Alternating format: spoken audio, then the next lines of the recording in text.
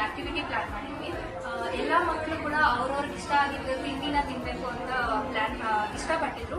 ನಾವು ಅದನ್ನ ನಿರ್ವಹಿಸಕ್ಕೆ ಅಂತ ಹೇಳ್ಬಿಟ್ಟು ಒಂದು ಬಜೆಟ್ನ ಪ್ಲಾನ್ ಮಾಡಿದ್ವಿ. ಆ ಬಜೆಟ್ ಒಳಗೇನೆ ಎಲ್ಲಾನು ತಂದು ಎಲ್ಲರಿಗೂ ಕೊಟ್ಟಿದ್ದೀವಿ. ಸೊ ಫಸ್ಟ್ ನಾವು ಕೃಷ್ಣವಾಡಿಗೆ ಹೋದ್ವಿ. ಅಲ್ಲಿ ಹೋಗಿ ನಮ್ಮ ಆಶ್ರಮದಲ್ಲಿ ಈ ಥರ ಪ್ಲಾನ್ ಮಾಡಿದ್ದೀವಿ ಅಂತ ಹೇಳಿದ ತಕ್ಷಣ ಅಲ್ಲಿ ಕೌಂಟರ್ ಹತ್ರ ಇದ್ದವರು ತುಂಬ ಕೈಂಡ್ ಆಗಿದ್ದು ನಮಗೆ ಎಲ್ಲದನ್ನು 50% ಡಿಸ್ಕೌಂಟಲ್ಲಿ ನಮಗೆ ಕೊಟ್ಟಿದ್ದಾರೆ.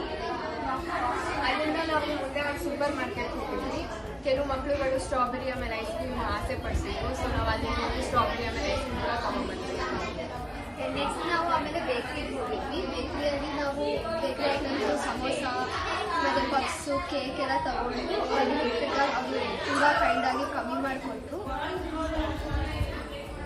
Then we went to Holiday Money.